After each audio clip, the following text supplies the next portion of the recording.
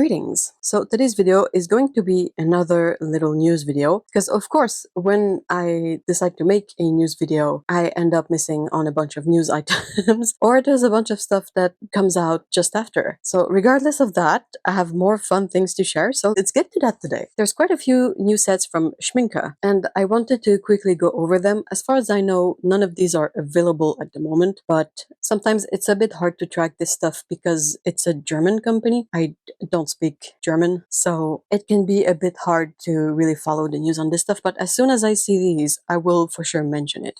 Anyway, so I have kind of 4 items from Schmincke to talk about. The first one is the release of the first tin design that came from the contest they held at the end of last year. So for a bit of context, at the end of last year, Schmincke held a contest where we could submit artwork and the winners would get their designs printed on metal tins, the rectangular ones, like for 24 half pans. They got a lot of submissions of all kinds of style, all kinds of artwork, and ultimately they picked 3 designs. Then there was a bit of drama because one of the designs they chose was in fact way too similar to a tutorial that's available out there for free. And even if the artist says that they didn't follow the tutorial for the piece, the 2 paintings are so similar that it's really difficult to dismiss the connection. So they still kept that one as a winning artwork, but they decided not to print that design on a tin. So there will be 2 designs printed on tins. And the thing I'm trying to get to is that they announced the first contest tin to be released, and it's going to be released with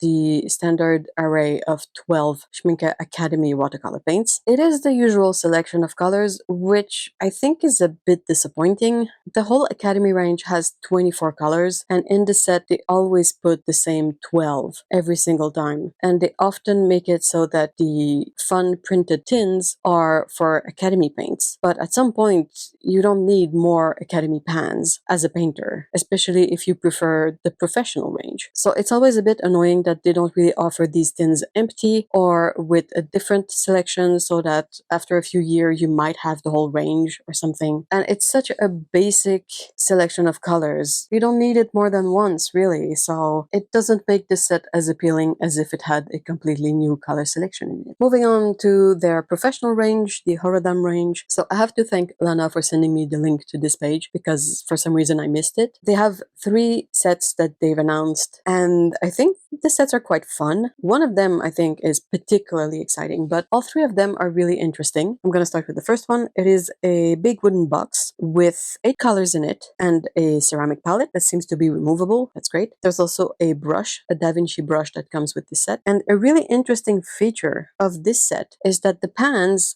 are their extra large pans. I had never heard of these before. Apparently they're the size of 2 half pans, so that's a beefy pan. And I think all of that on paper is super exciting, but when I look at the box itself, there's a few things that don't really vibe with me personally. That's my bias, that's my personal take on it. But for me, I feel like if you have a wooden box, I don't really see the point of having it stained black because you're obscuring all the wood texture, which is a bit of a shame in my opinion. And then, still keeping up with the construction of the box, it has this really bright silver big hinge to articulate the 2 sections, and it's kind of ugly.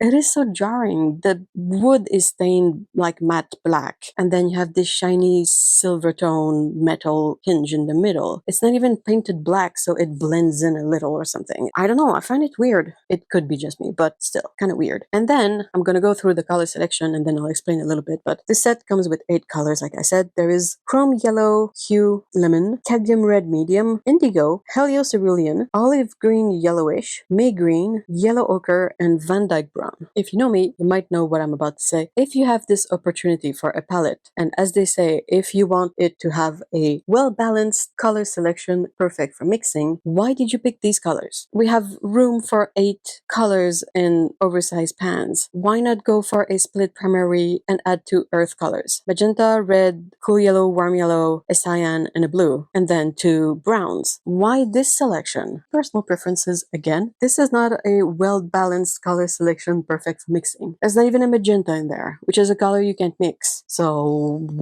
I don't know. I'm really not sure about this release. I like the idea on paper. I am not sold on the execution, and I think it's a bit of a shame because this is a fun idea. It's a really good concept, and it is not boring, but it is also very weird, this one, and I guess I could say it's just not for me, which is fair. Second item I want to talk about, that one I'm a bit more excited about. It is a metal box that they call the Pretty Pink Edition, and it is so pink. It is really cool, in my opinion. It is all pink, so even the bottom of the palette is pink. And the color selection is a bit different than the usual color selection. And it comes with 3 extra pink paints and a pink brush.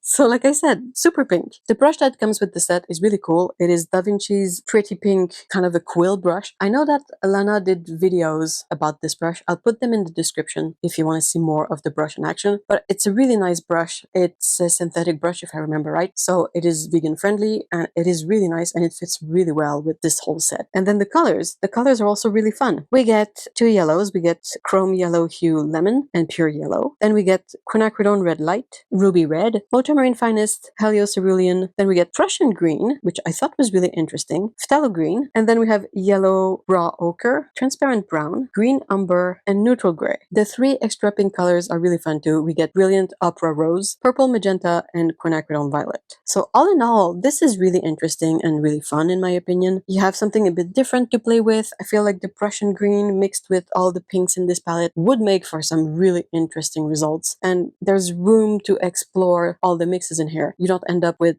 a basic selection of colors that doesn't give you an opportunity to try new things. And then the last thing from Schmincke is this square-ish tin or 18 half pans, but this one is gold tone. It's the first time I see one in that particular color in my experience of Schmincke palettes. It is their tin with the weird ridges on the lid. It's a peculiar choice because that means you have less wells for mixing. So as this particular tin is full of gold shimmery colors, you might not need to mix, but there's also room for 12 more half pans in there. So depending on what you want to add in this set, you might want to have a bit more space for mixing. So it is a curious choice. I'm not really sure what the ridges are supposed to do here. It comes with 6 limited edition gold colors. They're not part of the usual range of paints. They're named white gold, rose gold, red gold, yellow gold, antique gold, and light gold. Moving on to Holbein, I have 2 releases from Holbein that I want to talk about. The first one is their Nightfall colors. So it is a bit confusing because if you look at the granulating range, you have Nightfall Indigo in there. But then they've also released 5 new colors and they've named these Nightfall as well. So Nightfall Indigo is one thing, and then we have the 5 new Nightfall colors, which are a different thing. The names are very basic. So we get Nightfall Red, Nightfall Yellow, Nightfall Green, Nightfall Blue, and Nightfall Violet. Basically, they are pigments mixed with Mars Black, PBK11, that very granulating black color. So you get this moody separating color from the mix. Of course, these are all granulating. That's the whole point. They're very similar to the dusk colors that you can find from Royal Talents, either in the Rembrandt range or in their Van Gogh range. And it is the same basic idea of having that PBK11 pigment mixed in with a transparent pigment. I feel like if you have the Holbein Nightfall colors and the Royal Talents Dusk colors, they kind of complement each other. And then, very last thing of this little news video, it is from Holbein again. They have come up with a selection of 50 colors of watercolor pencils that are made to match and work with the regular watercolor paints. They're named the same name as the paints, and they seem to be matching up in color quite well if we look at the swatch that Holbein has released. I really like this idea of them matching up with the watercolor paints and also having Holbein work for 6 years on this product and then finally release it. I'm kind of curious to see how it is, what they came up with. That's it. All of these for now are unreleased as far as I can tell. If they get released at some point, I will try to update the description with links or to share the links on Discord and share the links in my community tab or my posts tab on YouTube. But yeah, I think all this stuff is super fun and super exciting. Thank you so much for watching this video. Let me know what you think. I would love to read your thoughts in the comments, and we will see each other in the next video. So until then, take care and bye bye.